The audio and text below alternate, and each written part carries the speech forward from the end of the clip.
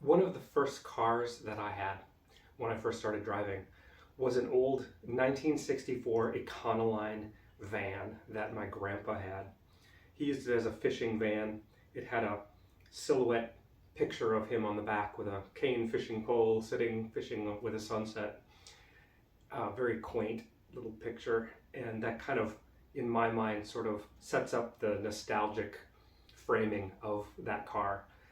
Uh, it was old at the time. I was driving it in the late 80s, so it was already quite an old car at that point.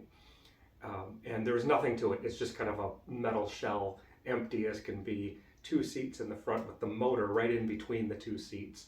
It's one of those smaller kind of vans where you sit kind of almost hanging over the front wheel, which made it really interesting for driving and navigating into tight spaces.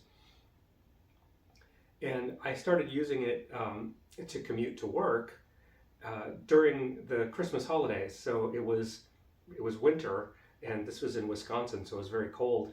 One of the nice features of that van is it didn't have any heat, which was pretty interesting. So I had to drive about 15 or 20 minutes to work without any heat at, who knows what temperature. Usually in Wisconsin at that time is probably under double digits of temperature for most of the time around January. Um, so very cold. It had, during the summer, it had a cooling system. It had vents. So it literally had little holes that would open up and the air would just come in. A very, very simple vehicle. 3-speed transmission on the column. So that's how I learned to drive stick shift, was with that, which was pretty fun. It had a really big steering wheel. It was about this kind of diameter. And the reason for that is because it had no power steering. So that gave you more leverage to turn.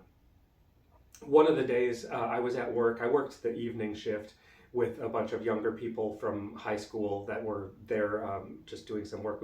I worked at an engineering company, but we were doing some non-engineering sort of work, entering CAD data and that sort of thing. And I helped manage that group of kids that had just graduated.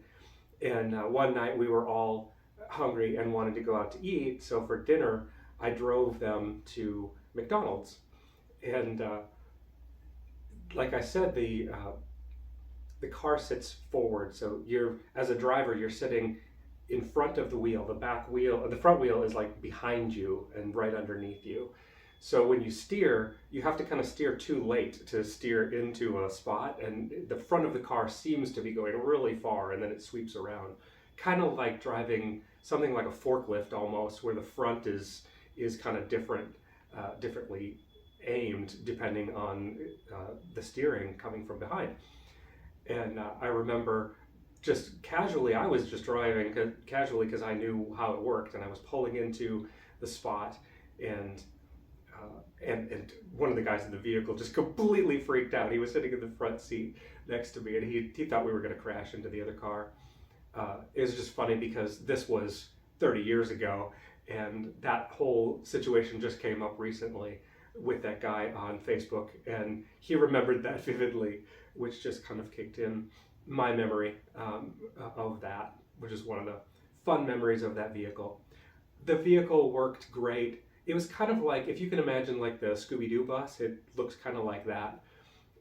There was another gal that worked at the same place that really wanted to trade her car for that van. It was like, she wanted to like paint it out like a hippie van and travel the country or something like that, which was pretty funny. Interesting, fun vehicle.